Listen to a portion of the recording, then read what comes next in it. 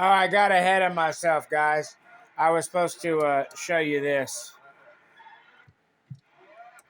I forgot to. So we doesn't matter. We can go to 20. Doesn't matter. Don't move. Doesn't matter. We can go to 40. Don't move like a rock. But here's what I want to show you. Input reflect back to the transmitter. Don't even move. You want the combination of these two. Flat as a pancake with no transmitter value. Flat as a pancake. You go to 40. That was 20.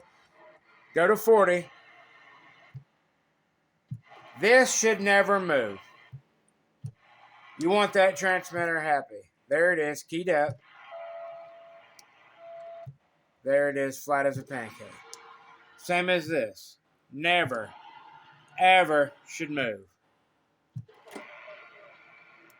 Especially when you're putting out a low carrier or a low amount of power. 1 to 4 watts, that damn thing should never move. If it moves, you ain't tuned right. And I don't care what anybody says. 1 to 15 watts, that sumbitch shouldn't move. Now you get up around 100, 200, 300, 400 watts carrier, you're going to get a tad bit of reflect. 1,000 watts carrier, you might get a watt or 3/4 of a watt. But that son of the bitch on the right don't move, and your dadgum input reflect coming back to the transmitter shouldn't ever move. Ever.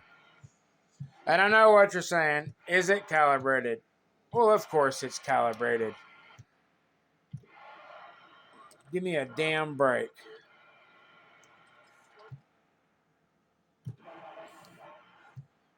Flat as a pancake. I just want you guys to see the shit that matters. Channel 20.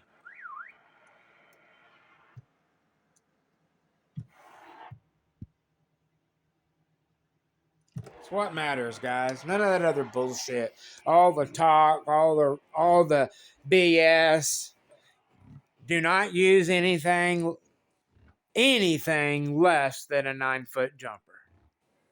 A lot of people use 6-foot jumpers. Use 9, use 12. I use 12 and 9. Well, I use nulls. So it might start off as a 12-foot, but it might end up being 11'7" when I get it frequency locked. Same thing with a 9-foot. It might start out at 9, but it might end up being a 7'11" or 7'10". You know what I'm saying? You frequency lock, you tune them to the resonance. You put an end on one, you solder an end on one end of the coax.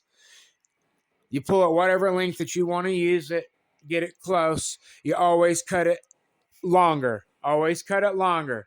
Then you hook it up, put a signal through it, look at it on the spectrum analyzer, find out where it's resonant at, what frequency that the piece of coax puts out a resonant signal at what frequency. You tune that frequency to the frequency that you're wanting. So if you're wanting 27.205, you put a signal through that, you find out where it's resonating at, and you start clipping at the coax until you get it as close as you can get to 27.205. Now, guys, if you can't get it right on the money, it's okay. If you get it to 27 without getting too short than what you want is what I'm saying.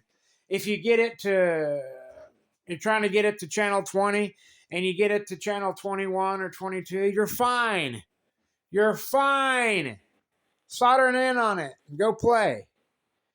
Guys, this ain't rocket science. Best of luck, 7-3.